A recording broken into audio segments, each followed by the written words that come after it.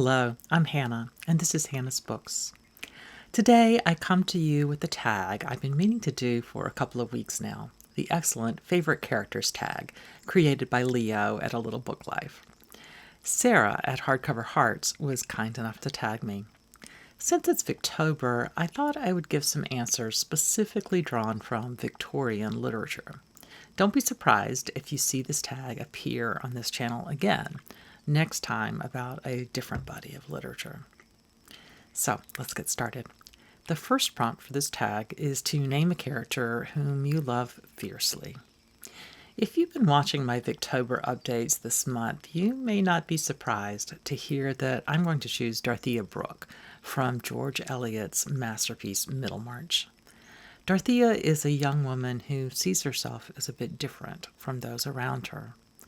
While her sister and other young women in her community pick out fine clothes and jewelry and houses to decorate and seek out relationships with men who will bring them romance, or at least that they think will provide romance, Dorothea rejects many of these markers of both gender and class.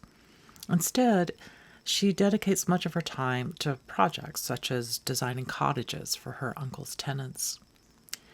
She chooses to marry a much older man, a man she sees as a scholar, in hopes that she can help him with his important research. It is not a marriage of romance, or, as it turns out, really even a marriage of respect. When Dorothea tries to help him, her intelligence and enthusiasm brings to the fore the fact that his scholarship is out of date and meaningless. It hurts his pride. She's heartbroken and has neither the love she anticipated nor the learning she was sure was ahead of her in the marriage. Instead, she's left with what she knows is going to be a life full of loneliness. All of this is clear from early in the book, and is really just the starting point for the story, not its end. The reason I am so in love with Dorothea Brooke as a character is that while she is kind and loving and smart and driven by ideals, she can be both short-sighted and unable to see what is obvious to others. And most of all, she can come off as judgmental, and perhaps be judgmental, even when she thinks she's only talking about the choices she wants to make for herself. Eliot is so compassionate in the way she draws her characters. It's hard not to love Dorothea. And at the same time, honestly, it almost makes us love her more when other characters who also love her, gently skewer Dorothea for her piousness or even her nerdiness.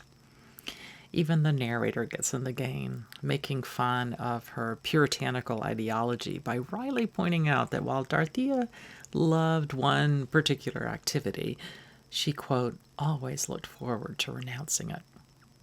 She thinks she is committing to a simple life based on what is important, but often she is being a bit bossy and prideful. Even at the beginning of the novel, Dorothea is completely lovable, and many characters, including me, feel she looks a little like us. And she sets a great model for us, too. As she matures, she eventually grows to understand herself and her community. She first learns to realize how angry she is.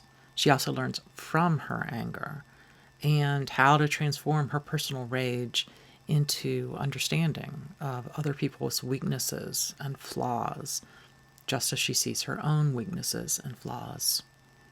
Her great kindness in her maturity comes not from a natural instinct to do good. It comes from self-control and self-awareness, and from the compassion that understanding brings. She doesn't just become a kind woman. She finds deep meaning in her life, and she finds ways to love as well. The second prompt asks us to name a character who is heavily flawed, but you cannot help but love. As I've been talking about Dorothea Brooke in Middlemarch and why I love her, I realized she could have been my choice for this prompt, but instead I'll choose another character from Middlemarch, the physician Tertius Lydgate. In many ways, he mirrors Dorothea.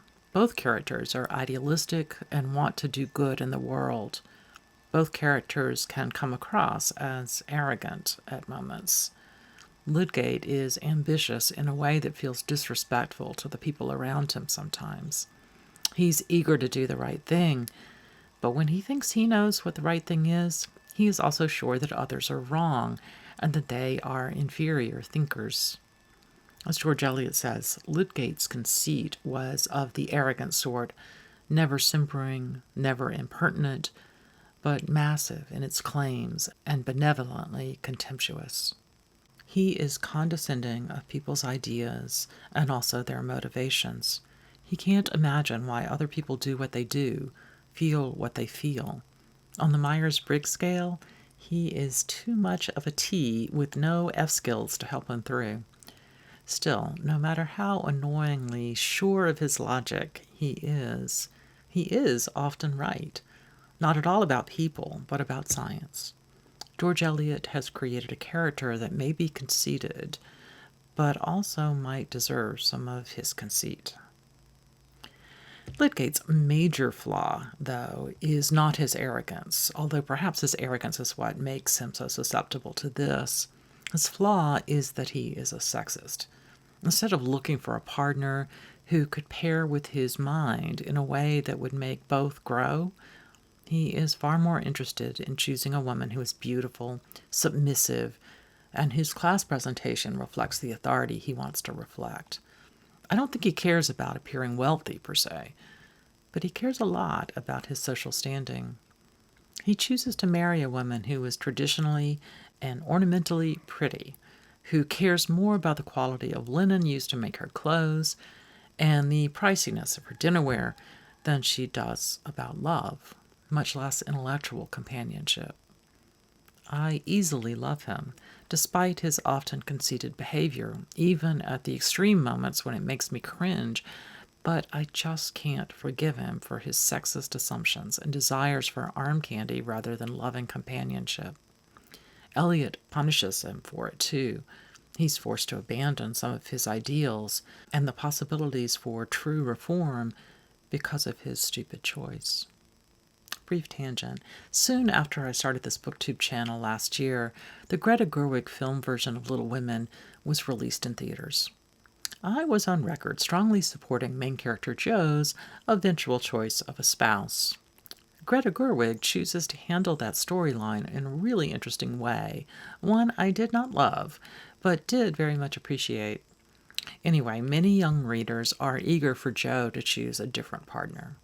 At some point, I was chatting with Alba at the phenomenal channel Seriela about the issue, and she told me she shipped two particular characters.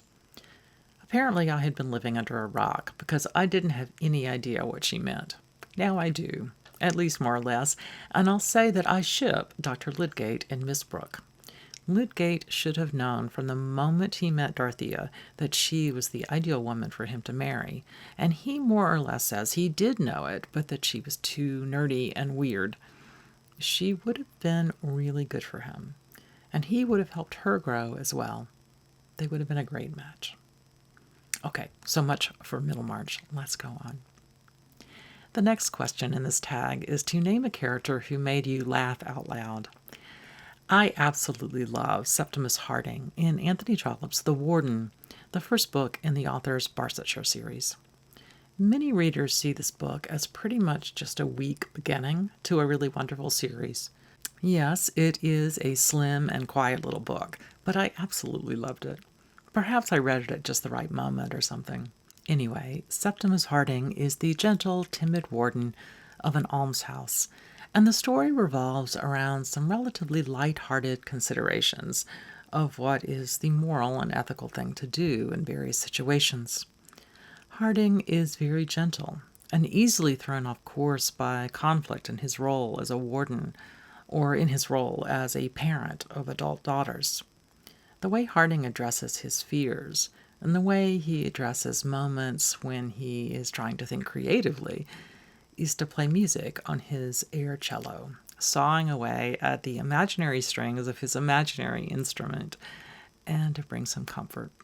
The laughing out loud that the tag prompt is soliciting is a very quiet giggle, but also a very happy one.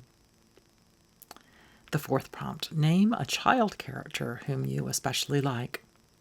I had to restrain myself from choosing Jane Eyre for my answer to the first tag prompt about a character I love fiercely.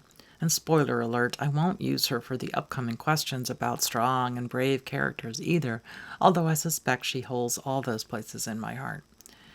Instead, I want to talk about the young Jane, the child in the first section of the book. She is absolutely full of rage, anger that is completely understandable given the abuse her family situation exposes her to. Jane is unlikable, almost, at the beginning. No matter how much we pity her or understand how she became the caged and frightened tiger she seems at some of the earliest scenes, at least this reader feels more motivated to support her because she's being treated unjustly, not because she is clearly lovable. And because the narrator is reflecting back on that childhood rather than allowing young Jane to carry the narrative completely herself, we see what she becomes. What we see in the book, all of the book really, is Jane learning how to turn her independence and rage from the caged tiger into the uncaged bird in that beautiful line Charlotte Bronte writes when she has Jane say, "I'm no bird, and no net ensnares me. I am a free human being with an independent will." I mentioned in my last video that there are serious colonialist issues raised with the creation of Bertha Mason, but I think it's crucial to recognize that she is the literary double or mirror of Jane, the caged tiger who never finds a way out of her literal and metaphoric imprisonment. Jane learns to channel her rage during her growing up years. And although in many ways she eventually accepts traditionally feminine ways of being in the world, she also insists that she is not the lesser of anyone and that she will make her own decisions. The reason I say she's a child character I really love is because without seeing her early fury at the world, as well as the abuse heaped on her, it would be much harder to appreciate her adult self-control, control of her own emotions, but also control over the realities of her daily life. Question 5. Is there an animal character you love? When I was in the first few years of elementary school, my local librarian recommended Anya Seton's 1877 novel Black Beauty, a novel subtitled The Autobiography of a Horse. At least for me at the time, the abuse of animals documented in the pages of Seton's book left me in tears. I was perhaps especially disturbed by the treatment of the proud main character, Black Beauty, who started his life with love and freedom surrounding him. Later in his work life, he experienced both great kindness and great cruelty. Each chapter talks about one incident in the course of Black Beauty's life, and tracing the changes in Victorian life over the years of the story was quite interesting to me, at least as a young person. One of Seton's goals was to make her readers understand how widespread animal cruelty was, and to insist on the importance of reforming animal welfare laws. I've not read the book in years, but I have very fond memories of it and have definitely lived with Black Beauty in my heart for decades. Perhaps I should read it again sometime soon. The sixth prompt. Name a strong woman character whom you like. I'm going to choose a character who is very unassuming and very self-deprecating, who might not seem like a strong female character by all readers, especially at the beginning of the book in which she appears. That is Esther Summerson in Bleak House by Charles Dickens. First, she's one of the two narrators in Dickens' novel. And that itself says something about how strong she is. You have to be fairly strong just to lift an edition of Bleak House. What makes her seem more like a character worthy of my admiration is the fact that she is, because of her difficult childhood and perhaps because of her instinctive personality, someone who was initially not strong or confident. Rather than the caged tiger that Jane Eyre is as a child, Esther Summerson has learned to be grateful for whatever crumbs she receives, to be polite and submissive, basically. Nevertheless, despite what she thinks of as her meek and humble persona, she stands up for herself, for others, and for what she thinks is right. She's strong enough to support those who surround her, even though many of them think they are her superiors. I love watching her emerge as a strong woman over the course of Bleak House. And the next question, name a brave character whom you admire. While I'm spending this month obsessed with Middlemarch and George Eliot in general, I thought I'd name a character from the first Eliot novel I read, Adam Bede. The brave character I have in mind is Dinah Morris. She's chosen to be a traveling Methodist preacher and essentially abandons traditional ideas about feminine beauty as well as feminine work. She makes choices throughout the novel to help other characters, especially women characters, even when they might have made choices about their lives that are quite different from the religious beliefs that she has. When Dinah helps them, she doesn't seem to care if men protect her or support her. Instead, taking action that she thinks is loving and ethical gives her the confidence, the bravery to act with great strength and independence.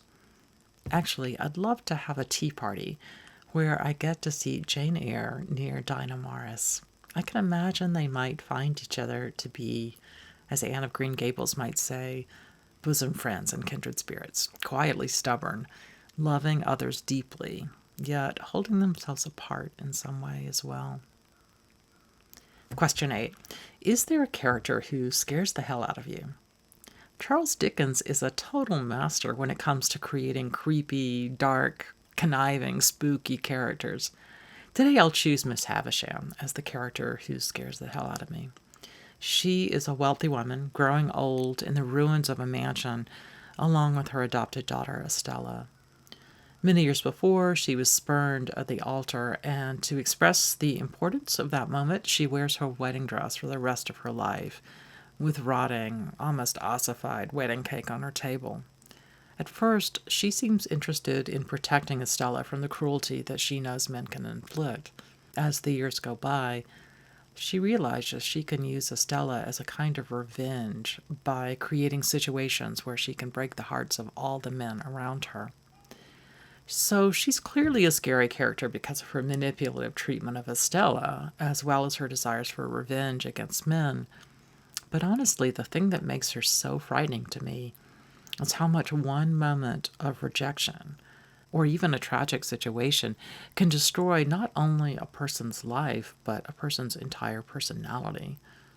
When her fiancé does not marry her, she turns inwards and rots and ossifies just as that wedding cake has, and is unable to go forward. It's heartbreaking and also frightening. Rather than transforming her pain into fierce but loving independence, as Jane Eyre does, Miss Havisham turns it into flames that consume her. It's a warning to remember as we face whatever difficulties lie ahead for each of us.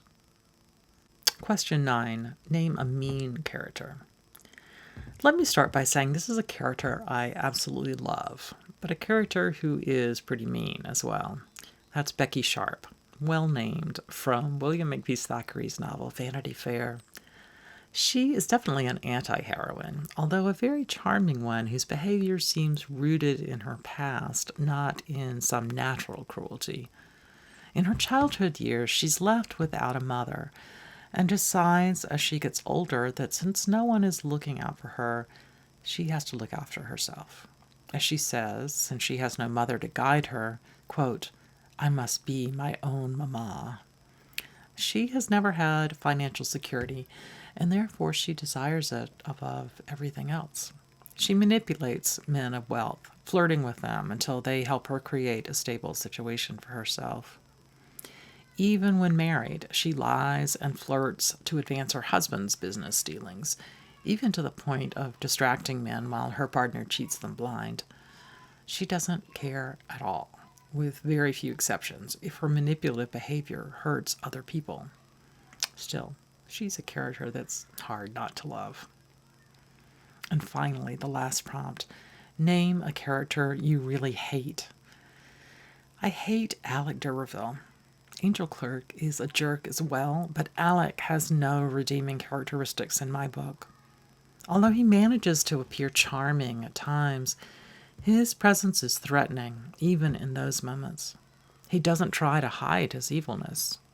I suppose I'm a bad fellow, a damn bad fellow, he says.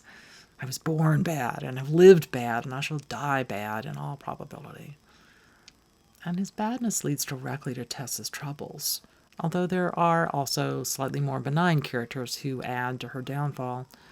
The irritating angel is a character I want in the book, maybe want to yell at sometimes, but definitely like. I like him as a character, not as a person. Does that phrasing make sense? When I'm reading the Alec scenes, though, I find myself shaking and just wanting him out of there, even though he's absolutely essential to the plot, which is absolutely essential to the development of Tess as a character. In this current world, I have a new understanding that there seem to actually be, despite my previous beliefs, people who are truly and intentionally evil or cruel. And Alec pains me that much more because of it. Well, that's it for the tag. Not a very happy ending, I hope to make it better by mentioning a couple of phenomenal booktubers at this point, and I will tag one of them.